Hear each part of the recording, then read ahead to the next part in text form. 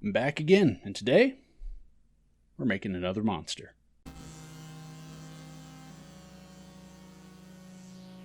Hey everybody, welcome to Monster Boy Crafts.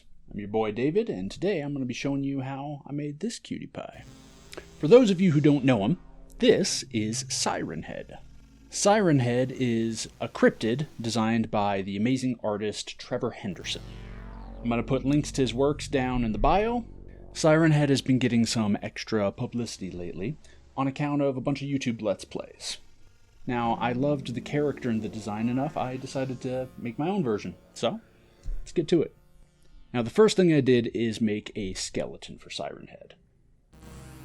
I did this by bending pipe cleaners to size and partially melting the fuzz together.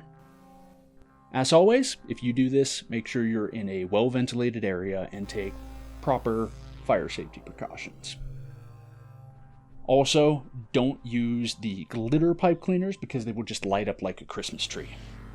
As I bent the various pieces to shape, I looked at a picture for reference to make sure they were sized appropriately. I also laid the pieces out next to each other to make sure that they were still proportionate to one another. For the hands and feet, I melted the pipe cleaner down to the bare wire and cut short lengths of it. I put the small pieces together and hot glued them onto the limbs, and then after letting them cool, I used a pair of small pliers to bend them into shape. Then I hot glued the various body pieces together. After getting the skeleton glued together, it was time to move on to my hallmark: sculpting with baking soda and super glue.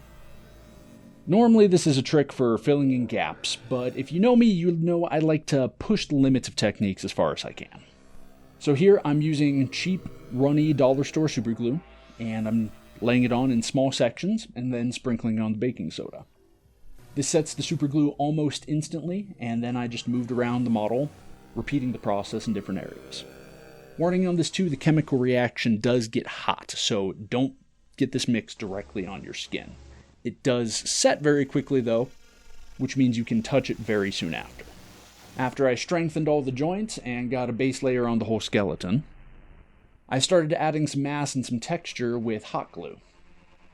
I gently teased small amounts out of the glue gun and moved them around with the hot tip. I did the same process to add on his neck and his heads as well.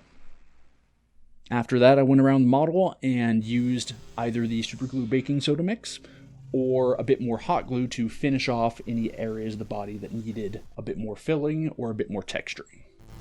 Now I wanted jagged, rough-looking teeth for his mouth. So I took some plastic silverware and roughly cut and broke it into smaller chunks. I then hot glued these pieces into place and added a bit of extra glue to make sure they were secure.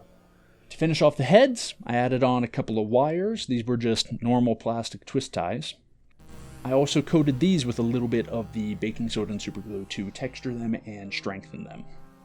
So I tried to keep the base from breaking the bank just like the rest of the model. I cut a circle of just regular chipboard for the starting layer, and then I glued some cheap sandpaper on it to mimic an asphalt texture. To keep with the urban theme of the base, I decided to add a sidewalk on one side as well.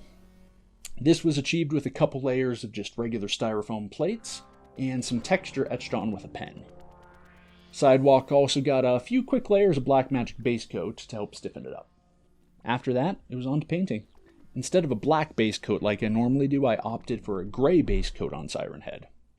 I wanted to paint lighter colors on and get the deep shadows with inks instead, so that's why I went with the lighter base coat.